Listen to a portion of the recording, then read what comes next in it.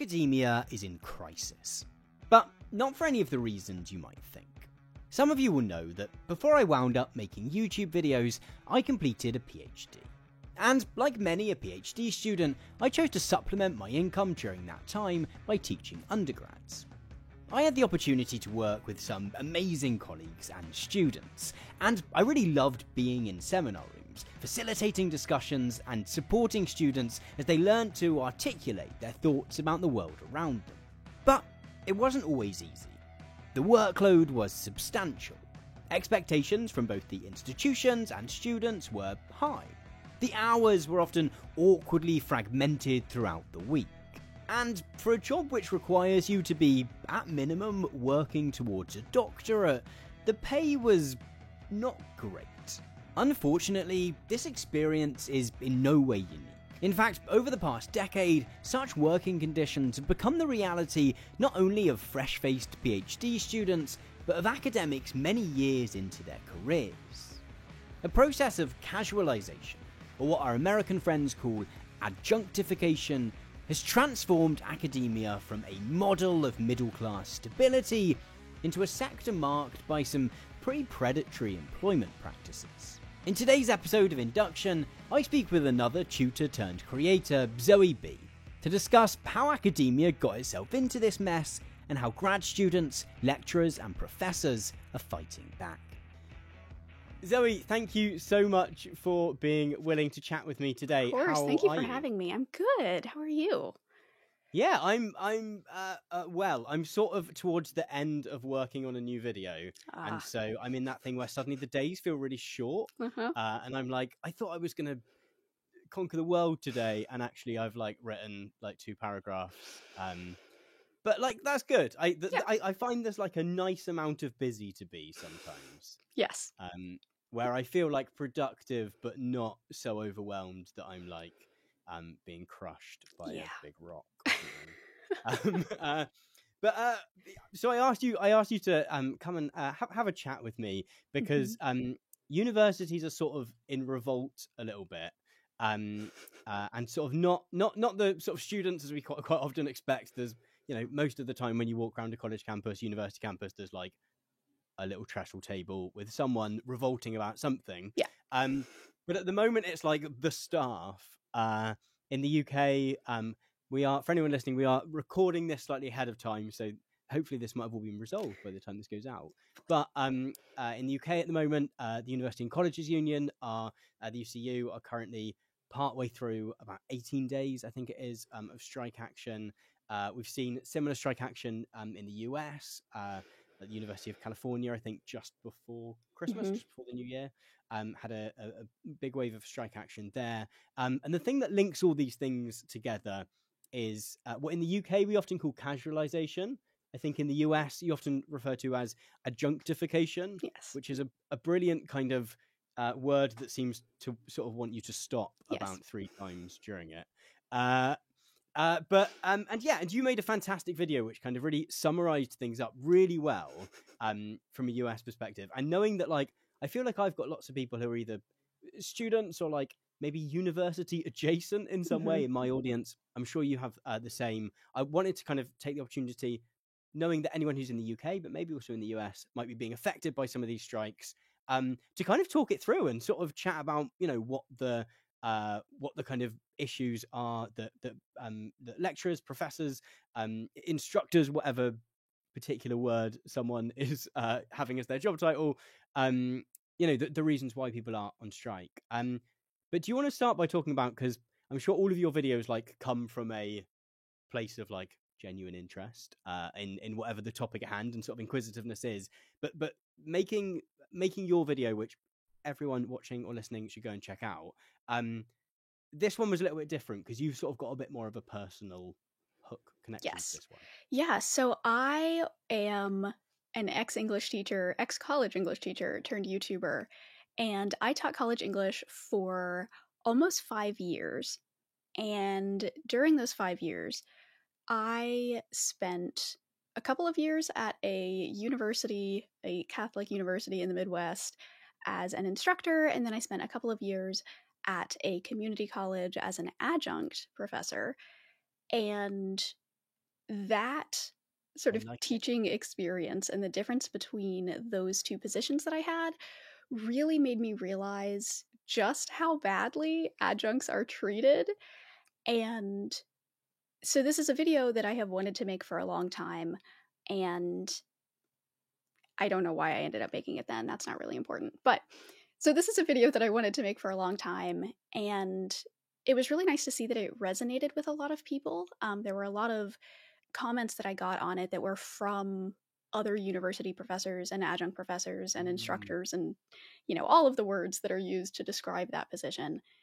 And it was just really nice to see people, I don't know, feel like they had been seen by that video, Yeah, because I mean, it's something that I doesn't get found it really talked about a lot. interesting. Sorry, go on. I found it interesting watching from like the other side of the Atlantic, how similar, like having done like I think I maybe did 3 years Mhm. maybe sort of as a PhD student who was also like teaching seminars and Mhm. stuff, like how and like I think maybe partly because universities are so like institutionalized, as like particular places. You're like, oh, some aspects of this must be unique to this particular institution that I'm trying to like work out how works. Yeah. And then it was just really interesting to watch and be like, oh, even across the seas over where Zoe is, the experience feels very much the same, and how that fits into kind of like a trajectory that it feels like universities are on. Yeah, like that was, and so I'm not surprised that that you did. So did you get lots of other, yeah, like you're saying, Did you also get students being like There were taking something away some. from it? Um, there were some who it seemed to explain a lot of things for them. I got several Mm, comments that were like, "Oh, like now I understand why, my teachers seem so busy or so stressed or so, overworked." There were yeah. several students who were like, "Oh my gosh, I had no idea this was happening," and like, Mm, so it really was nice, like as a creator, to see people like realize that this issue exists and sort of have that ability to have changed their minds on things, because that was sort of the point of the video, was to show people that like this kind of cultural image that we have of professors that are these, like very relatively wealthy, upper middle mm, class intellectuals, like sure that does exist sometimes, but most faculty members at universities and colleges are not that. They are young and not well off, are paid, poverty wages. And so I really just wanted to like open people's eyes to this issue, mm. and sort of set the record And straight on maybe, what reality is. maybe that's the thing to like hone into, because I think like you're saying, like the university professor, university lecturer, university like Yeah. employee of whatever description is like almost like a model of like middle class stability, of Yeah. like the wonderful like patterned kind of jacket, in a fairly nice house with like books lining the walls, Yeah. and we also have this like idea of I think in America you have like tenure, where you're sort of you're probably there for a very long time. In the UK we don't have quite the same system, but Hmm. after a while it's sort of expected that people that are there for a while. Maybe can you explain like what exactly we're talking about when we're talking about what I think you describe as contingent faculty, Hmm. and how that differs from this kind of mirage that we have of what a university uh, lecturer, instructor, whatever looks like. So tenure is, which I didn't realize that that was purely an American thing. That's fascinating to me. But tenure here in the Because U.S. I remember Ross getting tenure in Friends being like Mhm. what's like when I was growing up, which to be fair I wasn't surrounded by university professors anyway, but that being like one of those where you're like, what Mhm. does that mean? Yeah. But yeah, that's why I know what it means, is because Ross gets tenure at some point during Friends. Yeah, and I mean, it is a big deal, because tenure is this, It's basically just like a label that you get as a faculty member that essentially means that you are permanent faculty. And it means that you have a few more freedoms than everyone else who doesn't have tenure. So things are a little bit more lenient for you, which can be both a good thing and a bad thing, in that, you have more academic freedom, but as is often the case, that academic freedom can also be used as sort of like a shield, so you can like get away with doing some not great things and the university won't fire you because you have tenure.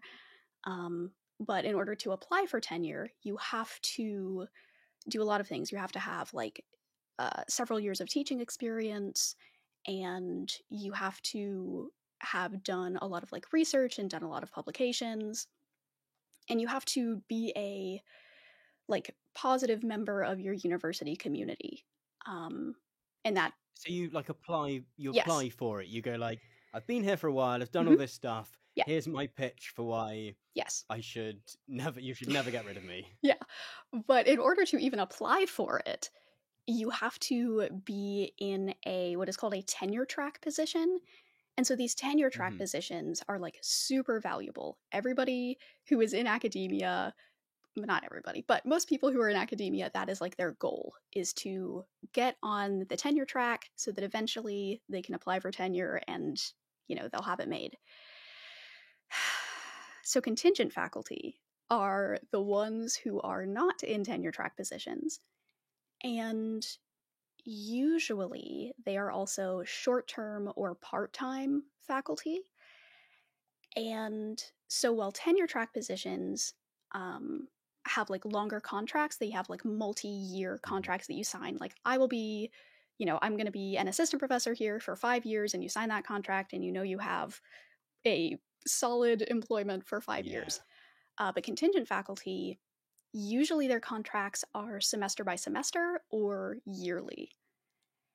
And so what that means, for anybody else who is, a gig worker or works part-time, that means that there is like very little security, and, you don't know if you will have a job 6 months from now or a year from now. And so that's bad for a lot And of a reasons. semester,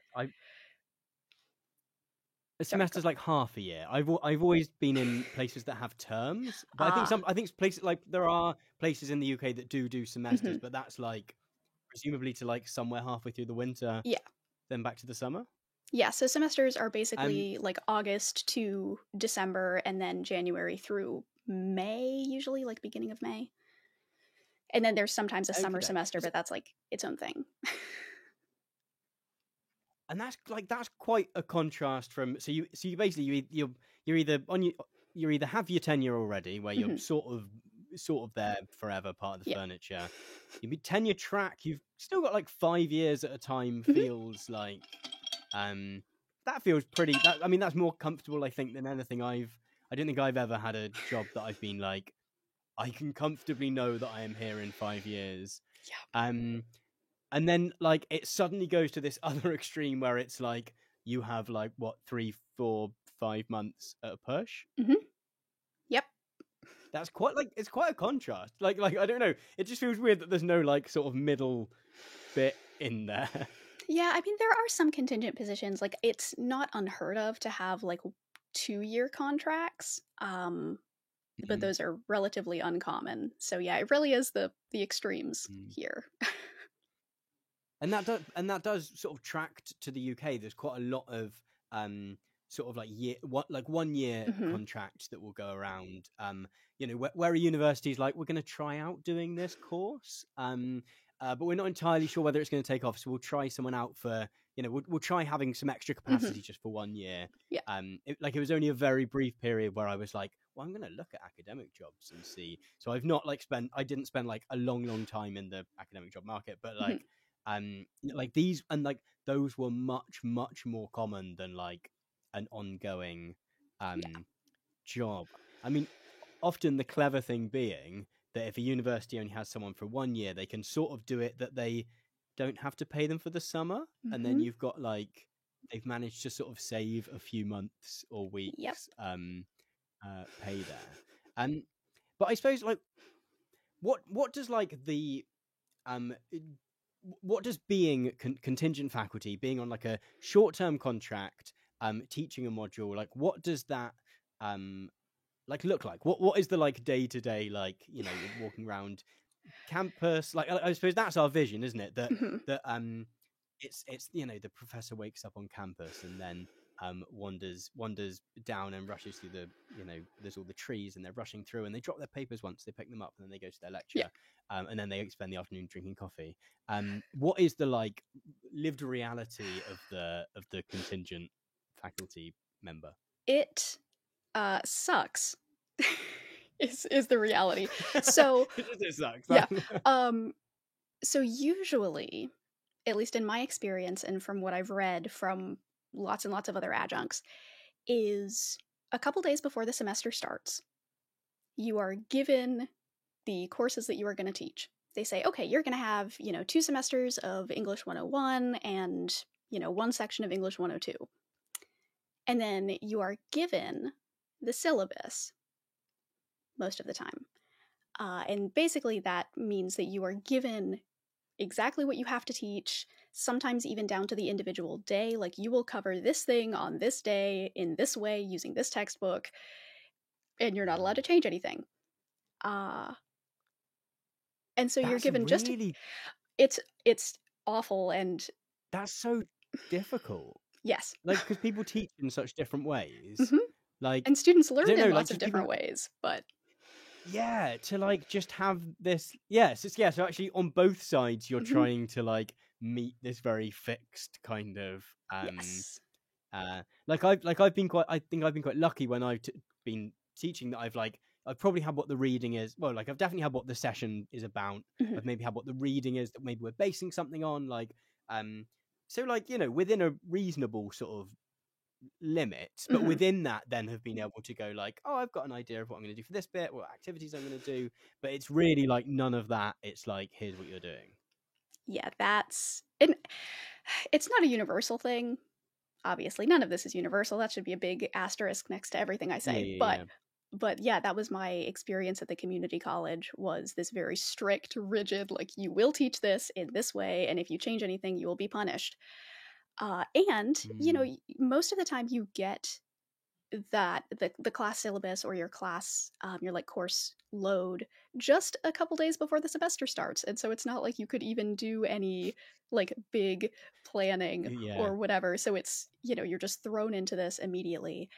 And then on a day-to-day basis, Is that part of it? Is that like the hope, is that like they don't have to pay you for as much planning if you like get it 2 days, like if it's all like there, that you like won't have to plan it because you've sort of got it?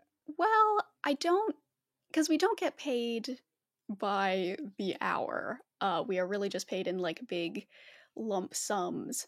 Um, Fine. and so I don't know that they Yeah, I mean, you care. mentioned this in your Yeah. you mentioned this in your video. Actually, the sort of what to me it seems like you're in an employed position, but almost like it's like it's got the payment terms of like a freelance contract almost. Oh, it's definitely. Can you like talk a bit about that? Because that was one of the bits where I was like, oh no, that is different in the US compared to there's maybe some similarities, but Mhm. but definitely that thing of like, it's just like a chunk of money, isn't it? Yeah. So we are paid by the credit hour usually.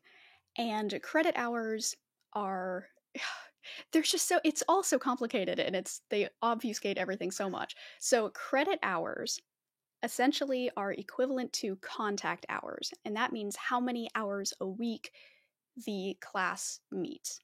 Most classes are 3 credit hours. So you meet for 3 hours a week, broken up in a variety of ways. And so most contingent positions, they tell you how much per credit hour you make. And so for me at the community college, I made about $500 per credit hour, which means that for each course that I taught across an entire semester, I got $1,500, which is not very much money. Oh, so yeah, so per credit hour per week. Yes. Yeah, So not like, because if you listen to that quickly, you'd be like, oh, $500 an hour. That's but so you get per credit hour per week. yes. Wow. So what was like the headline figure again? Like per semester? Per semester for one class, I made Mhm. $1,500. And that's Right, and it. that's like a That's nothing. It's not, it's, 15-week? oh yeah, 15 or 16. Yeah. And so, And that's and to usually they would pay us, I want to say that it was like monthly payments, though. I mean, this like is a, it's different from school to school. So really, I was Mhm, paid, mhm. 3 chunks of $500, which is no money. And even if you're teaching multiple courses, like it doesn't really add up, especially when you're Mm. teaching different courses, and so it's all of your planning and everything is exponential. Um, so yeah, But it. and Oh, that sorry, go on. I mean, so I think what you talk about in your video is that Mhm. like $500 per credit hour, um, is that's based like how much you're paid is based on the contact time that you Mhm. get, Yep. but I'm guessing that the amount of time it takes to plan, the amount of emails you get from students asking questions, the amount of like marking and stuff, like that's presumably like not always exactly fixed so that Nope. like a two classes that had 3 hours a week could have very different like amounts of assessment and amounts of marking and amount of Yes. planning and amount of contact like emailing and stuff Hmm. admin I guess, which makes it seem like just a really weird way to because I guess that sort of means that you get to decide how much planning that you do, Yeah. but if you don't do enough you're going to do a really bad job and you don't Hmm. have the you don't have the contract for next semester yet, so Yes. you sort of, if you try and do the amount of work that would mean that per hour it would sort of make sense, Hmm. then you potentially don't get asked back. Yeah. Yeah, and a lot of contingent faculty. The way that the school decides whether to renew your contract, a lot of it comes down Mm. to student evaluations. And student evaluations are it's the thing at the end of the semester where they're like, how much did you like this professor? How much did you like the class? What would you change? Et cetera, et cetera. Mm. And as an instructor, the best way to get positive student evaluations is to just give the students whatever they want, um, cater to the students. And I don't mean Mm. that in a like, differential, pedagogical, whatever. Yeah, I mean yeah. like, you grade very leniently, and you give them plenty of time off, and you don't assign lots and lots of homework. And a lot of that comes down to not being as like rigorous, or not pushing Mm. students as hard as you maybe should in order to get the best um, like learning outcomes from them. And so it It's all like it if just it's it anything, if it's sorry. anything, I was going to say if it's anything like the sort of feedback stuff that that sort of started to dominate in the UK, it's Hmm. not the kind of like sort of constructive bit where you know maybe you do sit down with your students in the last class of the term and go, or semester, and go, oh, what did you find really useful, Hmm. what was still a bit of a challenge, what could I have explained better, what could I have was there anything about my style of teaching that was, it's very much like marks out of 10 on Hmm. various different things, Yep. kind of, would, how many stars out of 5 almost, is it Yes. that kind of thing? Oh yeah. It's very, like objective, data driven Mm, evaluations. And those, mm, as a lot of things, it is very different depending on, like I as a young woman instructor get mm, very different comments from my male colleagues, and like people of color, and queer instructors. Like there are a lot of things that students have implicit biases, just as a lot of people do, and mm. there doesn't really seem to be any way of like mitigating that from an Yeah. like evaluation point of view. But so it's all Yeah, I've broken. definitely seen a lot of like evaluations of the valuations that have like brought that up and have Hmm. gone, yeah, actually, all these implicit biases come out in the in this attempt to make it a kind of standardized score. Yes.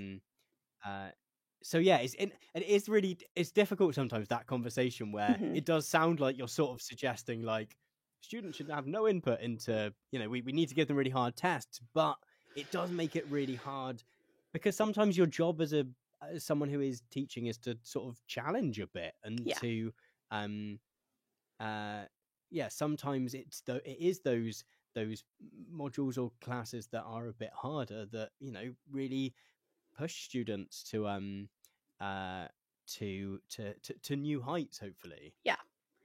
And so like all of it comes together, like the pay and how frustrating the evaluation process is, like all of it comes together to sort of incentivize professors to put in less work and be much more lenient and just do a lot of stuff that isn't good, and that's really what it comes down to is these adjunct instructors are not always able to give students the kind of education that they deserve, and it's not all their fault.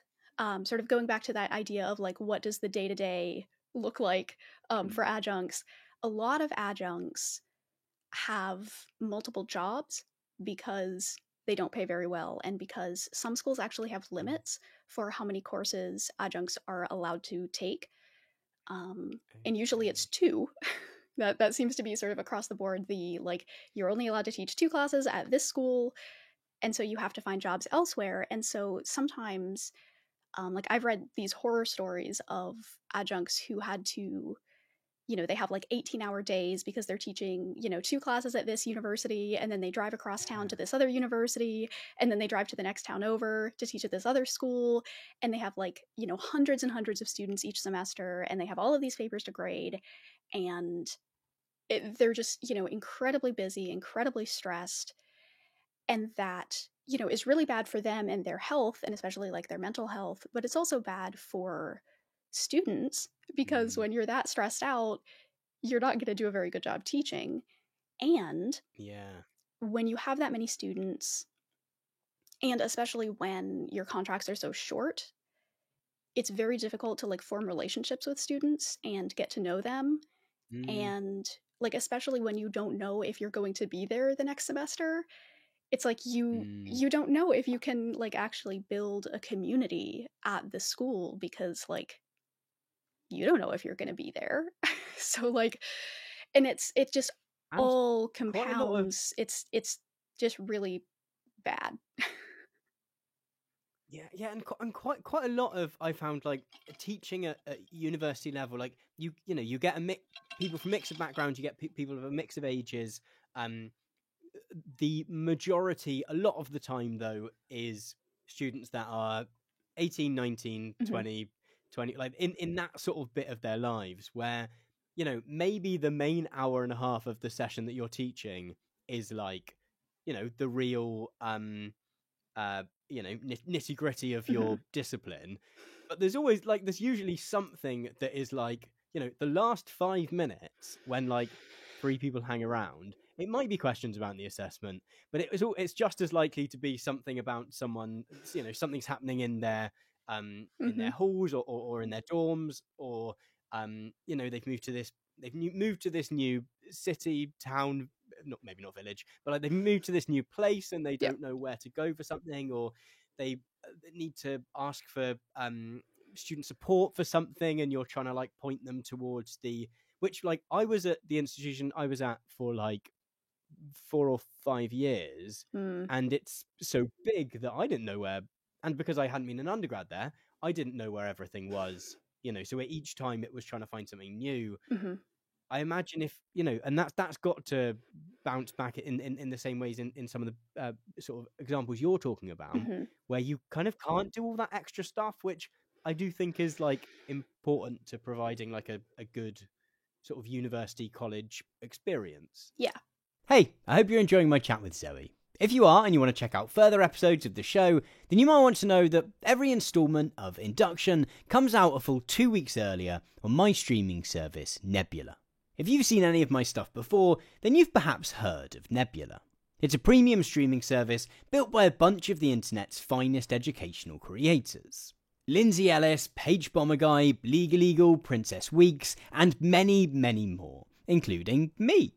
Alongside being ad and algorithm free, Nebula is packed with an ever-expanding library of early access and exclusive content from your favourite creators. If you like my work, for example, then you might want to check out Anita Sarkeesian's Nebula original series, That Time When, which invites us to take a fresh look at some of the key cultural events of the 20th century.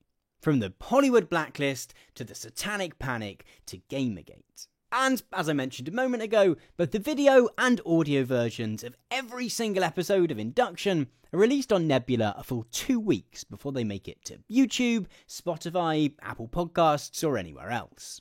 If you're interested in finding out more about Nebula, then I'd be particularly grateful if you'd head to the site using our personal link, nebula.tv/induction. Using that link will ensure that you get the absolute best deal on Nebula at any given time. At the moment, that's just $2.50 a month. Further, if you do sign up using that link, it will send a chunk of change my way to help pay for more episodes of this show and my main channel videos too. Being part of Nebula has been a real game changer for my work and really does make projects like this possible.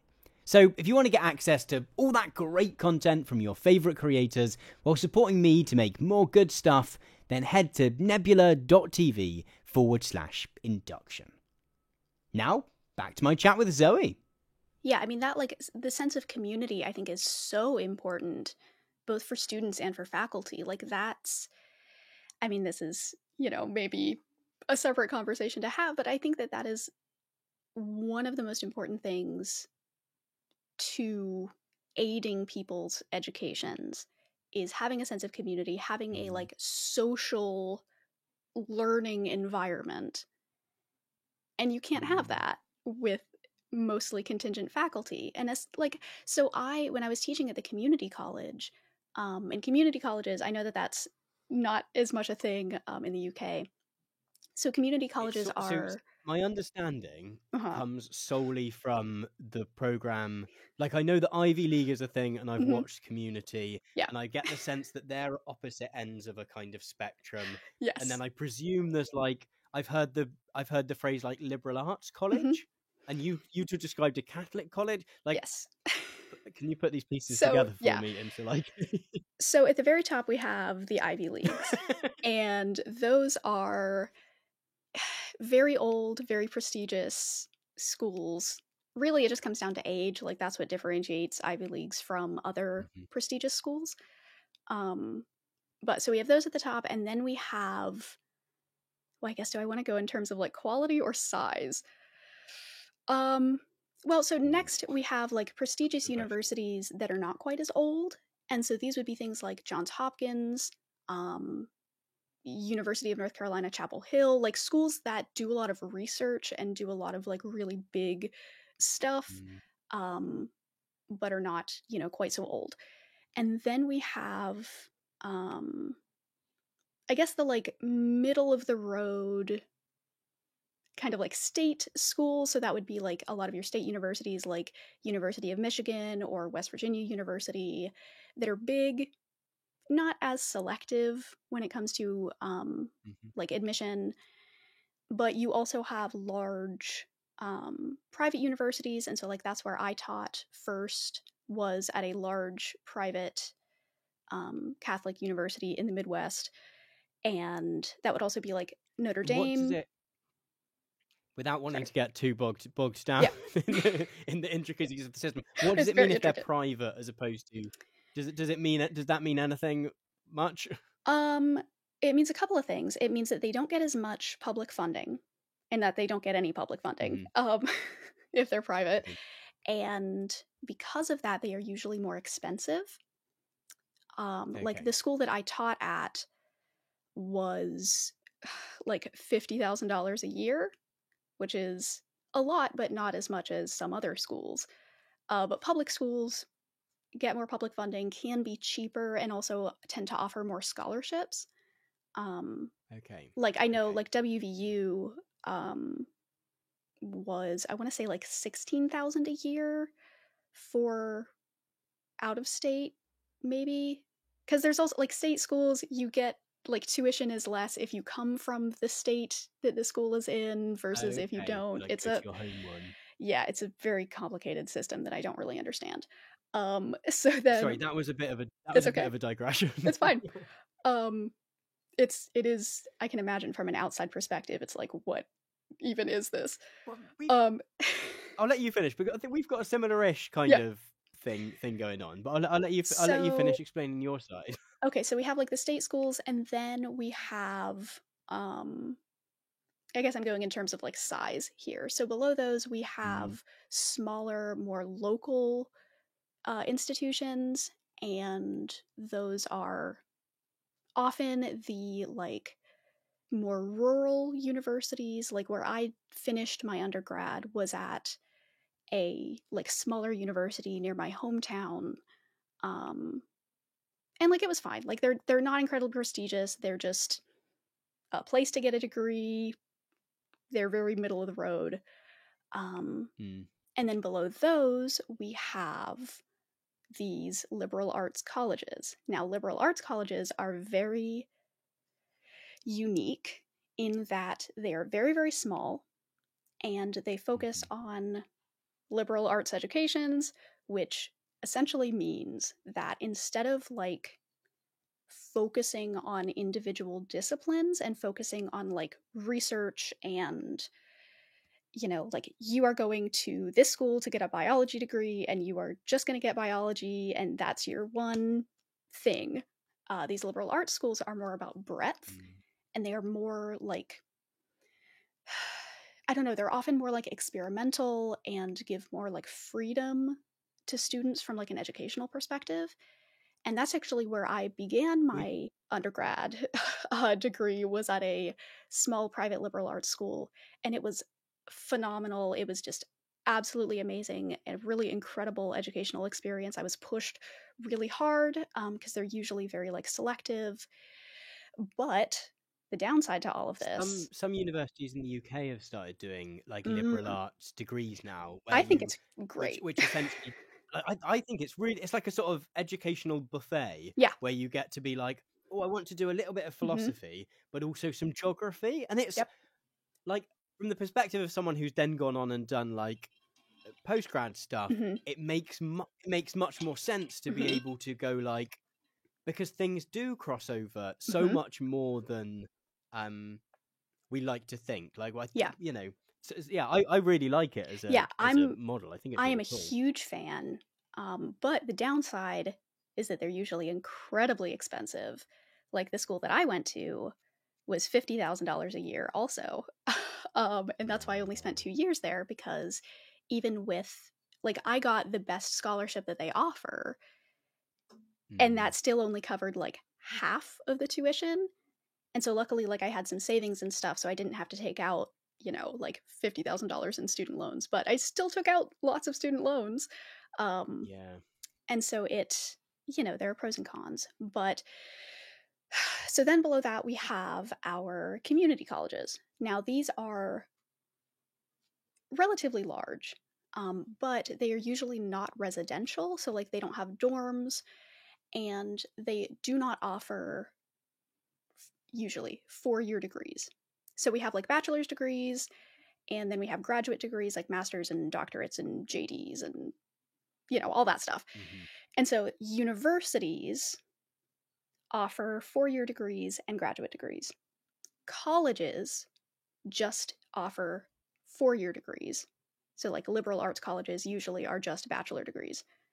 And then community Okay. colleges only offer 2-year degrees, which are called associate's degrees.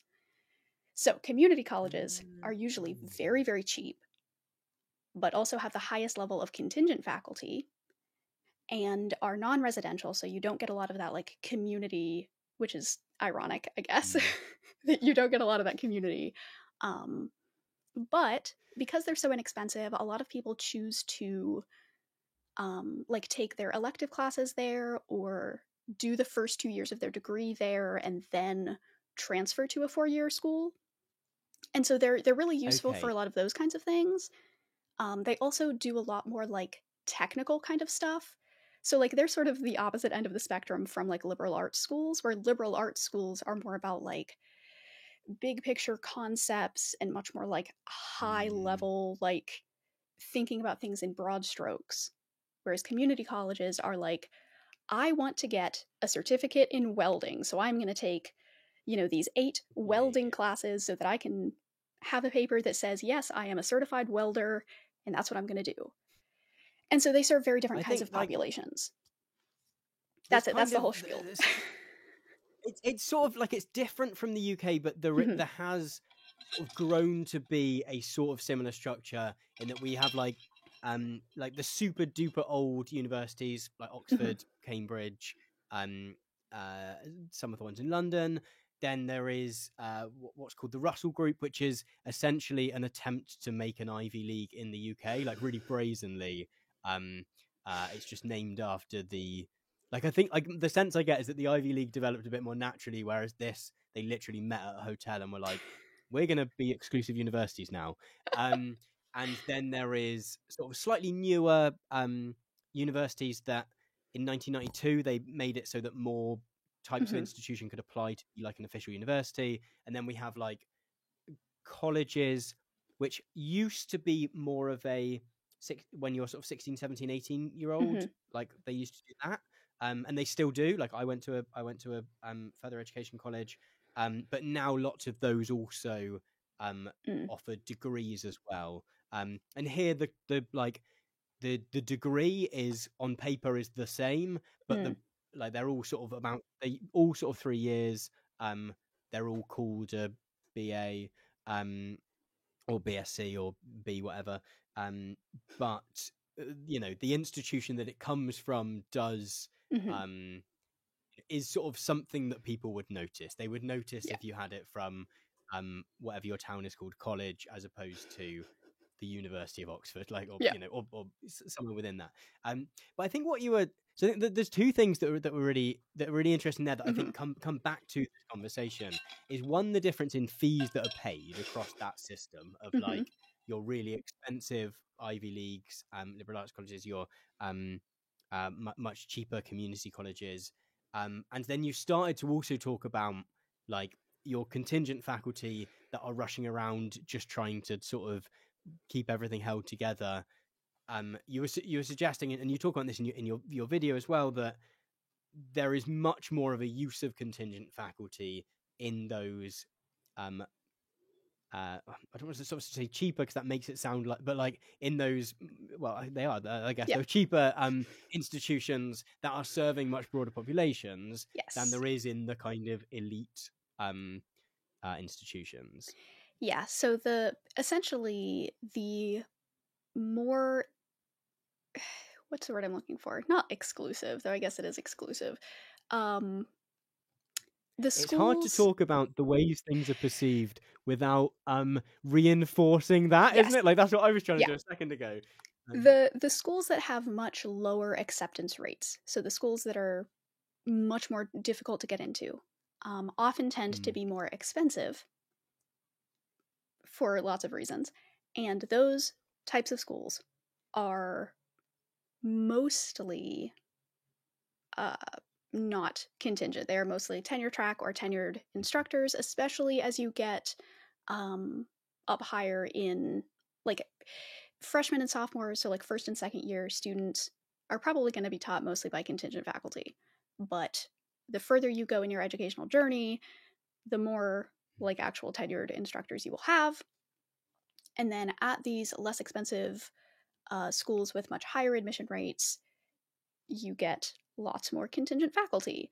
And you might think like, oh, like that's just because these schools have, more students, they need more teachers, and that's, but no, like as a percentage of faculty, larger schools, less expensive schools have more contingent faculty. And so that serves to sort of, I don't know, like perpetuate the, people who can afford to go to these very selective is the word I was looking for. These very selective schools are getting usually better educations from instructors who are not like rushing around and you know, super stressed and like paid next to nothing. And you know, that it's not to say that adjuncts are bad Yeah, teachers. it's not Adjuncts, that it's not that yeah, they're, yeah, that's what I was it's going to say. that It's not that they're better they're teachers, but it's the conditions. context you're in. Yeah, the conditions make good teaching like very difficult to do. And so the teachers at these very selective schools are not facing those conditions, so they can spend more time and energy on the students that they have. So it really is like these, you know, the students who are already going to I don't know how to say this in a way that isn't like, I don't know, like conspiratorial, but you know, the good students who would be successful either way because they, you know, like come from very wealthy families or et cetera, they're going to get the better education, whereas the people who are already struggling or, you know, have to go to a community college for a variety of reasons, they're not going to get as good of an education. And this quality of education, as well as the like connections that you make in schools, it's going to differ. And so, you know, Yeah.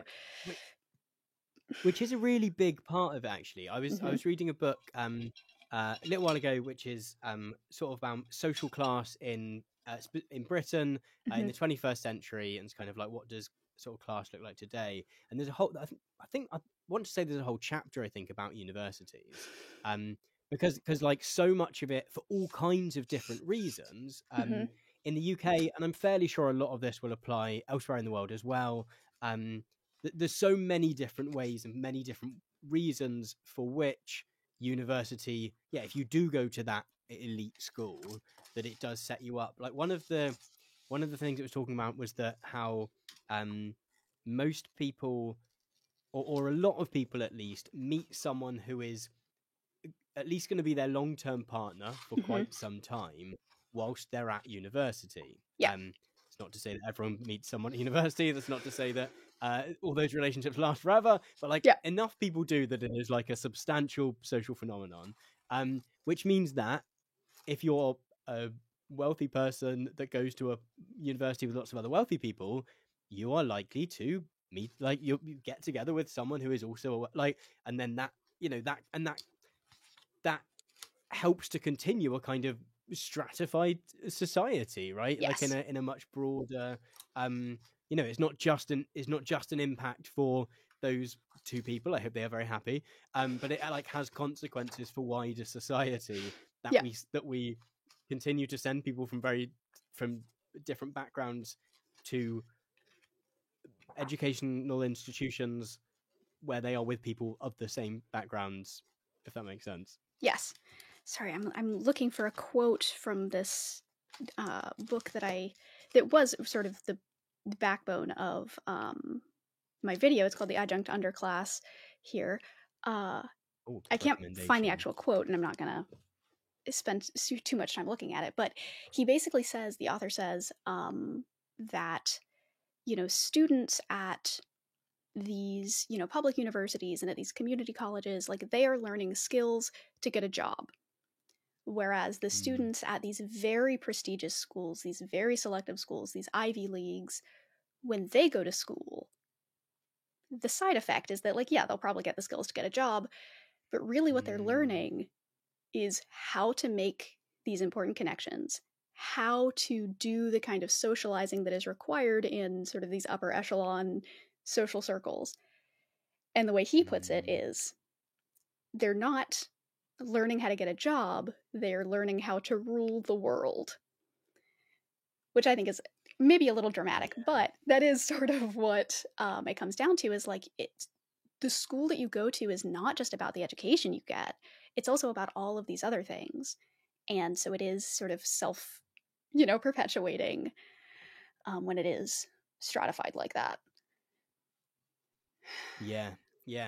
Those like extra aspects of going to, which I can imagine you like.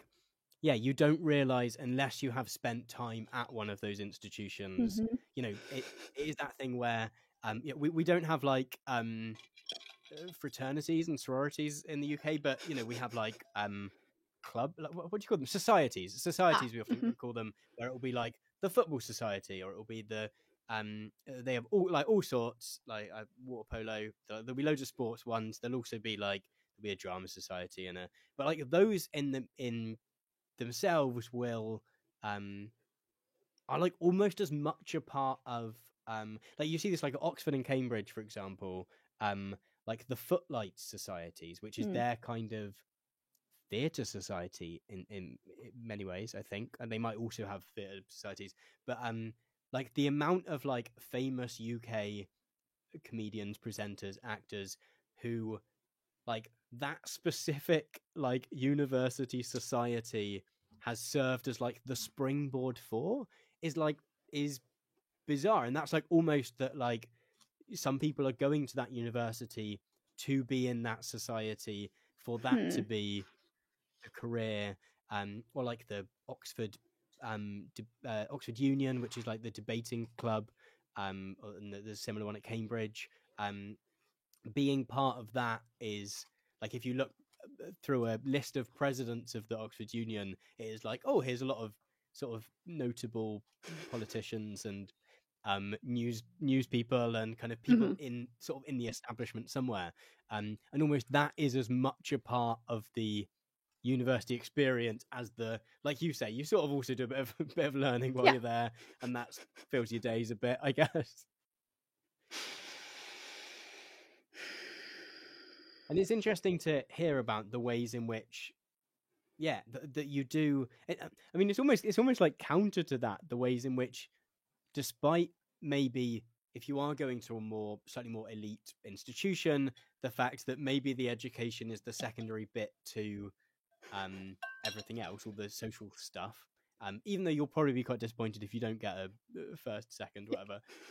Well, I don't know. I don't know how they're marked in the US, but maybe that's another kind of sidebar. But you, um, that it's therefore interesting that you've sort of got the instructors that are still more able to do the teaching, if that makes sense. Like, it's sort of a Yeah. weird inverse thing. Yeah. Like, if the education isn't the priority, then why do you have like the best teachers? Um, Mm.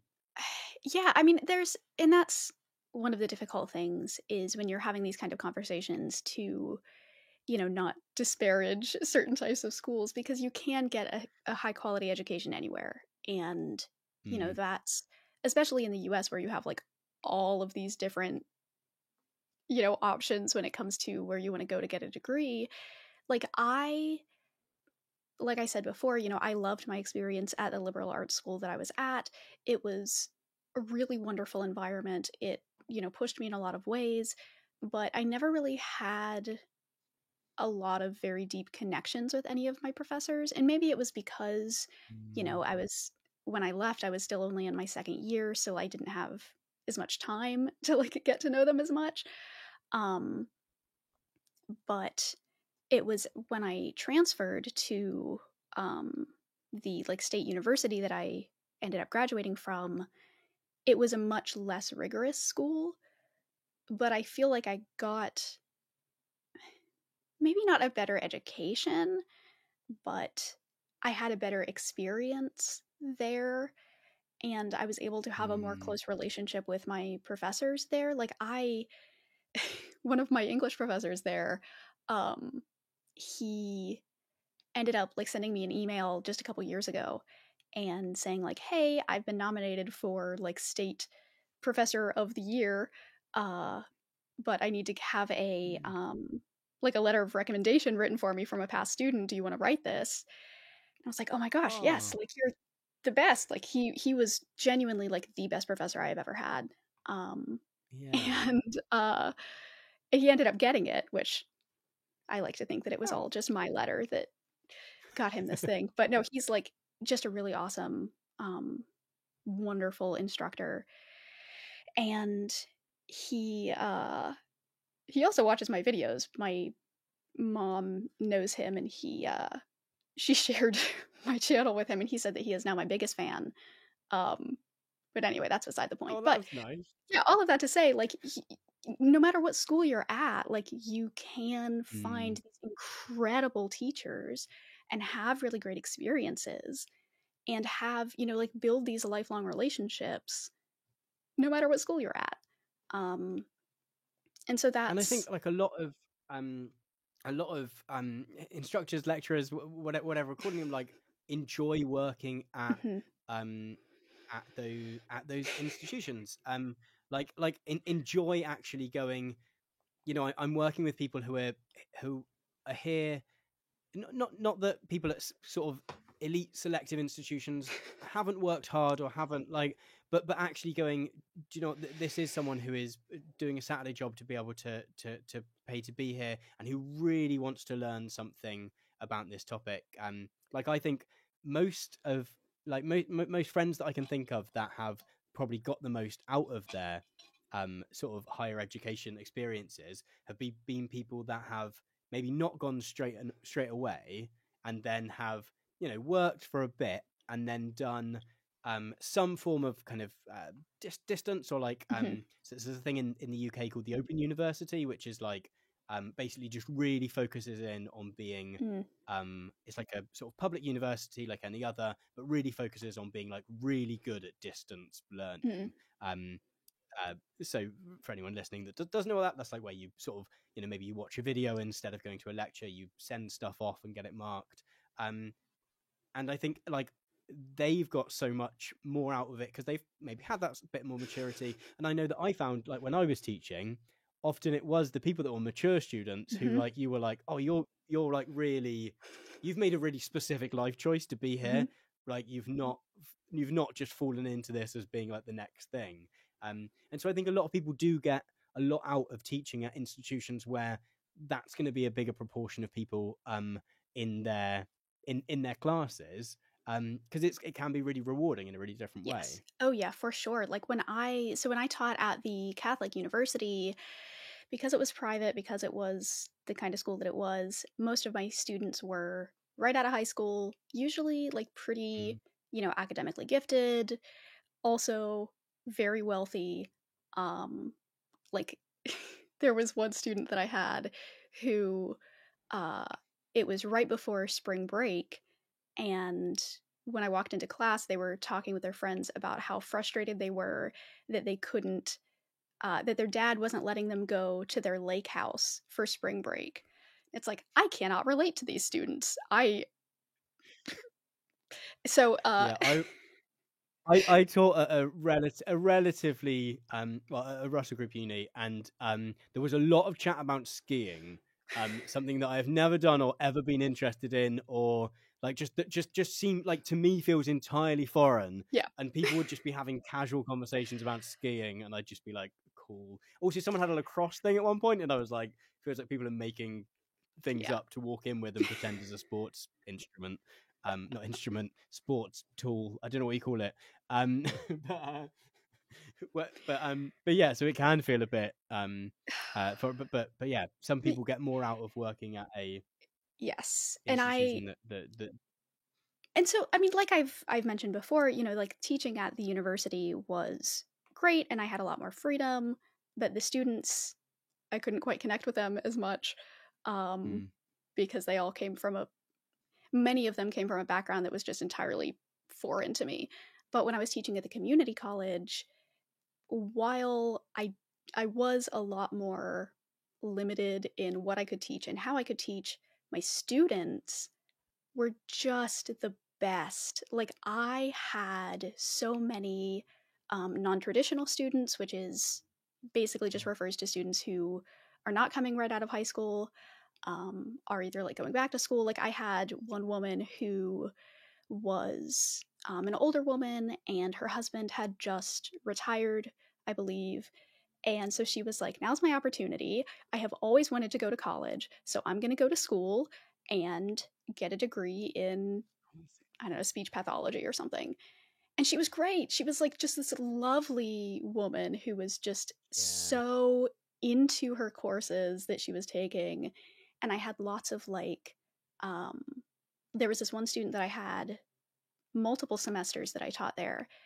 And she, I mean, she was struggling for a lot of, like personal reasons, but she came to class every day, and she, like, it just, these students were just so, they cared so much, and they were just like, I don't know. I think that teaching at a community college is really an awesome experience, even if just for the students, because the administration was not great, but the students were, and they made it worth it. And I will definitely treasure my time there, because those people were just absolutely awesome.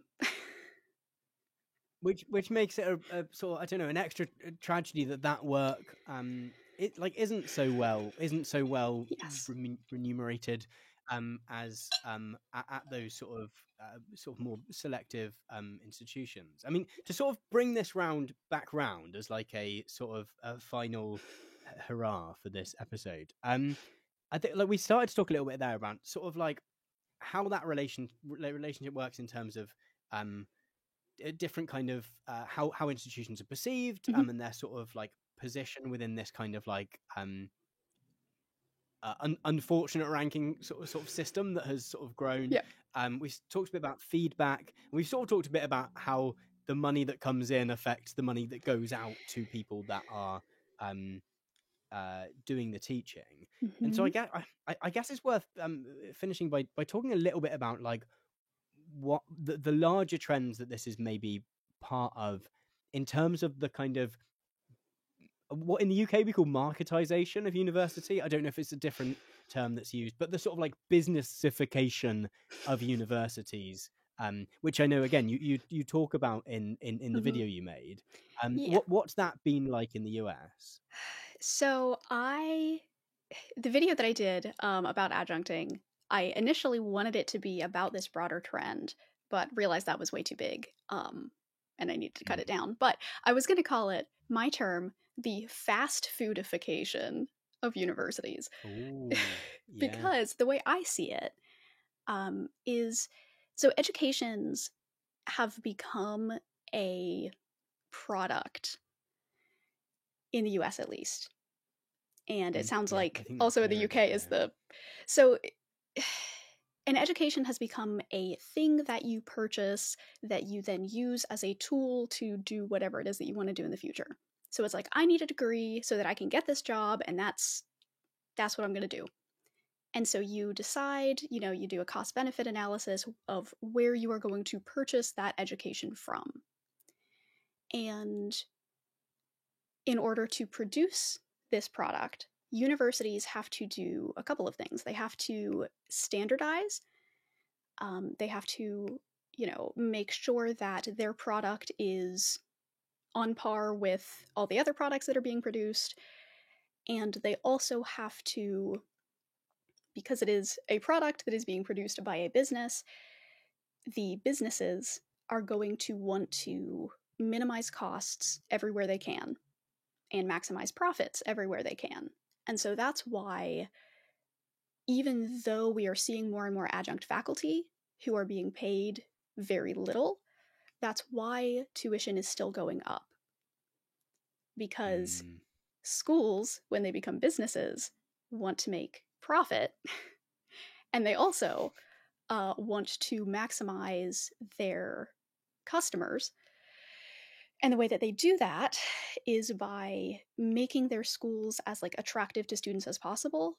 And so a lot of what that means is spending more money on facilities, on, these really like eye-catching programs, and on like ed tech stuff, but not buildings. Yeah, not investing in screens, faculty members. Like all the the stuff all that the like things. looks great on a brochure. Yep. There's definitely a lot of that in the UK where suddenly in fact so there's a university near me that built a new building which is inside is a fantastic facility for the particular courses that use it. I'm trying to be sort of non-specific, and so like is a functional building which is for some arts subjects. So even better, like those tend to be the ones where it's like, here's our new science building, and it's like some glistening monument to modernity, and then it's like, here's our arts building, and it's like a cottage and the roof's falling Yeah. in.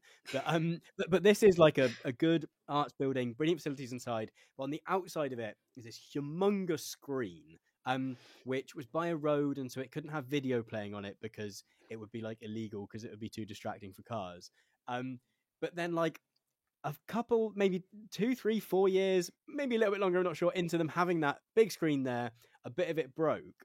And because it was such a like bespoke thing, this massive screen, it had to be this one company that could fix it, and that company had gone out of business.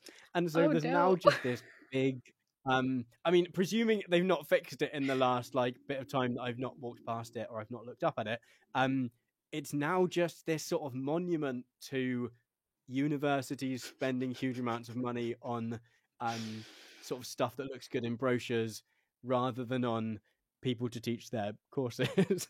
Yeah, that's yeah, absolutely a perfect encapsulation of this entire issue. But and I think like you can see that in like loads of the things you've Mhm. talked about, whether it's the having the set syllabus is that real Mhm. standardization thing, but so is having the set pay, because that means it's like predictable for the university as a business. You know, in the feedback stuff you were talking about, where students are like, you know, what would I mark this out of 10? We have like a thing in the UK called the National Student Survey, Hmm. which is like every student does it, and then like all of the institutions and all the like down to the course level get ranked based on all kinds of different things. So you can be the most happy, like, or the you know the course, the law course that has the most student satisfaction in the country, or you can have like the happiest students, or the like, and it really does make it this thing of like of being really utilitarian, I guess. Mhm. Maybe is Yeah. the right word, I'm not sure. Like it's really like functional, the education. Yes. Which again is one of those things where like, you know, it is sort of right and proper that students want to sort of go away feeling like they've got something out of their Mhm. education, but it sort of does go back to that more philosophical maybe question of like, what is the purpose of an education? Is Yeah. it that more holistic thing of growing and learning and being more critical about the world around you, or is it, I've read that if I get this piece of paper I might have an extra £10,000 Yeah. dollars a year based on if I didn't? And that's one of those other things that like continues to be stratified because, you know, it's like the only people who can afford to have those more holistic kinds of degrees like you get at a liberal arts college are the people who can literally afford it. And so, you know, if you come from a, you know, less wealthy family, like sorry, you just don't get to have this interesting, like you have to go to school for a very, like you said, sort of utilitarian purpose. You go to school to get a job, and you know, and that's why a lot of people sort of disparage more like humanities kind of degrees because they don't see them as useful. That's why, you know, you go into STEM, you get an engineering degree or a, you know, science degree, or you go to med school because that has a much more clear path to a job. And so it's a difficult question because I do think that there is value in having, you know, these, for lack of a better word, like training programs for jobs. Like I think it is a good thing to have engineering courses that teach you how to be an engineer, or to have, you know, these like technical like certificates that you can get to say like, yes, I am a certified plumber, I am a certified electrician, I am a certified welder, etc. But I also think that education needs to be less of a product. It needs to be I think that education is not just a means to an end. I think that education needs to be seen as an end in itself. And I don't know how to get there. I don't know how to, you know, change sort of the And entire it is way that education is seen, definitely but that's definitely in the UK, the way that higher education is seen is increasingly just as the final bit of your education as well. Mhm. It's no longer that you, for a lot of people, like I'm pretty sure that over 50% of young people now go to university, Mhm. and that it is the case that you know, you get to the end of I say this as someone who sort of did ask some of these questions, but you get to the end of school, and it is the option of least resistance to a lot of people is going to university, and yet we don't treat it like it's the last bit of school by funding it like in any way, whether it's the design of it or whether it's the way in which no one, well, some people do pay to go to school, but most people have the option of school not costing at least. But yeah, and we don't treat it like that in any way. I mean, to bring it back to your fast food point, I was just thinking there in terms of the different qualities of education. Have you seen the what's it called, The Bear? You've not so I would suggest watching The Bear. It's a very good TV program. I think it's on Disney Plus.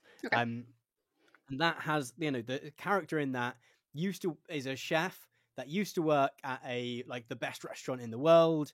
I don't know exactly what food he makes. And then he goes to work at his this is episode 1 stuff. It's not spoilers. His brother dies, so he goes to work at the sandwich shop that his brother used to run. And suddenly, he has all the same skills, all the same expertise, but he's suddenly working in a tiny kitchen, and they don't have very much money to run the restaurant with. And everyone's knocking into each other, and suddenly, because he has to do everything rather than just the specific job, everything's hectic. And it reminded me so much of that, of if you place the same person with the same skills in two different, if you pay them well and furnish them with being able to sort of sort their lives out, and then they are able to do a much better job than if you don't pay them anything and they have to rush between 2 different universities in one day, and they don't have enough time to plan anything, and they are not going to be able to deliver to the best of their ability, and therefore student education is going to not be where you would want it to be. Yes. Yeah, it's basically what it all comes down to is that this casualization or adjunctification is just bad for everybody. It's bad for the adjuncts, it's bad for the students. I guess it's good for the schools because they're making more money, but it's bad for everybody else. Yeah, so I mean, which I suppose the point to end on then is that if you are a student and you are having lessons cancelled, that no one that is striking wants to be doing that. I'm sure they would all, I think we in a conversation about the problems with the academic job market, both of us have kept coming back to the reasons we really like teaching and how amazing it is to be, and people want to be doing that, and have just been put in a position where they feel that is their only option is to go on strike, and anyone who is listening that is presently on strike or thinking about it or has recently been, best of luck from me, from us. Yes. That maybe sounded patronizing, but yeah. And I guess the final thing to say is thank you so much, Zoe, for being willing to come on and talk. Yeah, thank you for having me. If people are watching, go away and watch Zoe's video. But is there any how do people find you on the internet? Well, I don't have a Twitter anymore because reasons. And so if you want to find me, just look me up on YouTube. Just look up Zoe B and I will be there. I make video essays about a variety of things. A lot of it is education related. A couple of my videos that I'm currently working on that should be out, maybe not when this podcast releases, but soon, are going to be also related to education. So if you're interested in that kind of stuff, be sure to check it out. And like and subscribe and smash the buttons. Thanks for listening to my chat with Zoe. I hope you found it as interesting and insightful as I did. As I mentioned partway through the show, if you want to check out further episodes of Induction, then there's no better way to do so than through my premium streaming service, Nebula. If you want to get exclusive early access to every single episode of the show a full 2 weeks before they're available anywhere else, and support me to make them at the same time, then you can do so by heading to nebula.tv/induction. Thanks for listening once again, and I'll see you in the next episode of Induction.